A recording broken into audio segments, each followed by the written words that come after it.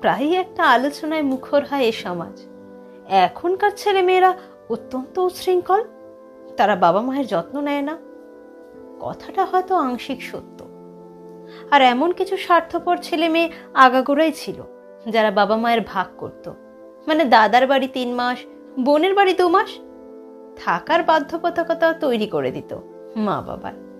বৃদ্ধাশ্রম হয়তো ছিল না, কিন্তু স্টেশনে বা মন্দিরের চাতালে বৃদ্ধ বৃদ্ধাদের দেখা যেত ভিক্ষারত অবস্থায়, আজও যায়। তো এই অল্প সংখ্যকদের ধরে তো সমীক্ষা চলে না। আজও অনেক ফ্যামিলিতে মাদার ইন্ডিয়ার কথাই শেষ কথা, অথবা বাবার পারমিশন ছাড়া পাতাও পড়ে না। যাই হোক, সে প্রসঙ্গে এতগুলো কথার অবতারণা করলাম, সেটা হলো কদিন আগে শাড়ির দোকানে গেছি। আমার পাশের চেয়ারে বসে 1 বছর 55 উইডো ভদ্রমহিলা ভিডিও কল করছিলেন ছেলেকে। ছেলে জামশেদপুরে চাকরি করে। ভদ্রমহিলার চেহারাটা দুর্ভাগ্যবশত শ্বেতি রোগের শিকার, প্রায় 90% সাদা হয়ে গেছে। ভিডিও কলে ছেলে শাড়ি পছন্দ করে দিচ্ছে মাকে। দোকানদারের পেটিএম নাম্বার নিয়ে মায়ের শাড়ির বিল পেমেন্ট করে দেবে সে।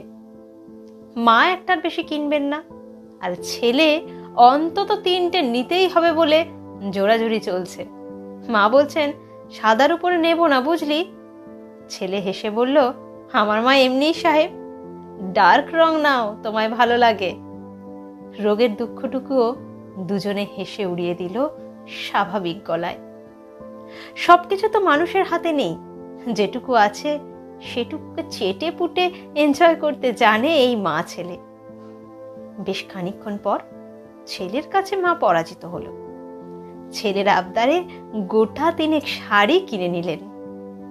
আয়নার সামনে দাঁড়িয়ে গায়ে ফেলে দেখেও নিলেন। হেসে বললেন, ছেলের আবদার ভালো লাগছে? আমার বিষয়টা খুব ভালো লাগছিল, তাই হেসে বললাম, সত্যি দারুণ পছন্দ করেছে আপনার ছেলে, ভীষণ সুন্দর লাগছে।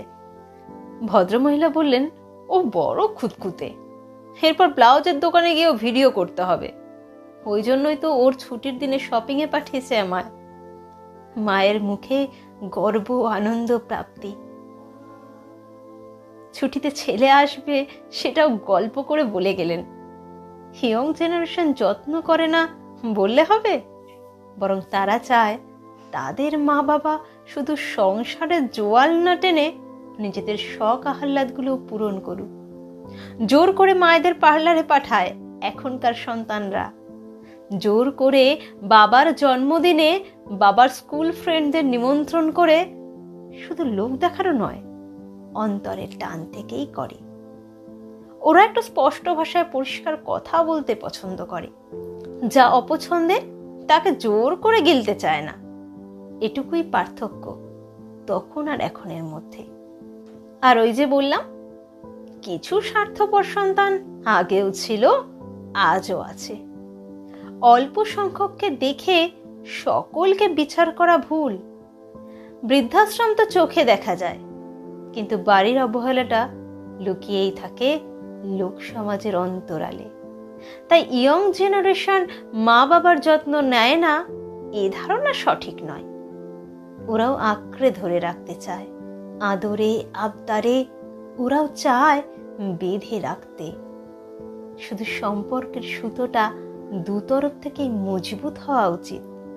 উষ্ণতা, আবেগ, ভালোবাসা, বিশ্বাস, যেগুলো দিয়ে একটা সম্পর্কের ভিত গড়ে ওঠে, সেগুলো সুদৃঢ় হলে একাল সেকাল বড় কথা নয়।